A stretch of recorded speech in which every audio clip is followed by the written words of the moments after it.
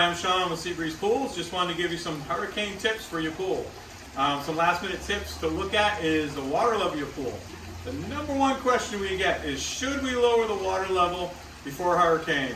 And the opposite of what most people think is, the answer is no. I would not recommend it.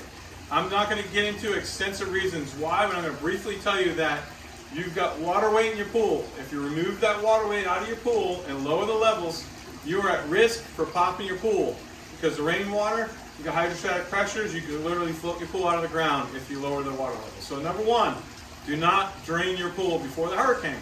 Number two, after the hurricane or post-hurricane, one of the things that we recommend the day before or the night before is just shutting off your breaker, so if there is any floods, it can kind of protect your electrical equipment at your pool, like your pool pump, for example, if you're a big one.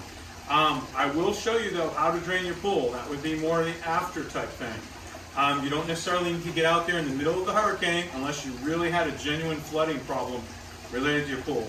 Pretty rare that that happens. Most people have a little step so that the deck might just flood a tiny bit and it's going to disperse to the side of the pool. Not to worry if the pool overflows. Point out to you is the water level of your pool. You notice this is about really only about an inch on the top, usually about halfway.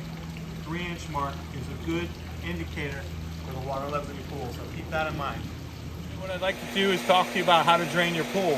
Most of the time, right after the pump is where you're going to have a drain for your pool. Most of the time, it's going to look like a hose bib. It looks like a spigot on the side of your house. Normally, it's a brass fitting. You just loosen the valve up and run it on a garden hose. This particular one did a little custom deal here. This customer asked us to plumb in one so we can actually drain the pool for them very quickly. This valve right here, all they do is open this up and it starts, we got it plumbed right down to the street. I'm gonna take a shot down, show you where it's down the street. So here we have it draining right at the street. We put a plumbing with a special fitting here, and you can drain it right at the street, curbside. So this pool we could drain if it was a couple inches high in a matter of, 5 minutes or so or less. We didn't open this one wide open, but just wanted to demonstrate on how to drain a pool. Here, all option is to drain your pool, and like I mentioned to you, you'll see a spigot. This one's plumbed in right after the pump. Really, all you do is make sure the pump's running, turn the pump on. You can hook this up to a garden hose, run it out to your yard, and you just open it up, and your pool will drain. Something to keep in mind with these, they do take some time to drain, so you want to set a timer. You might want to check it in about 30 minutes or so.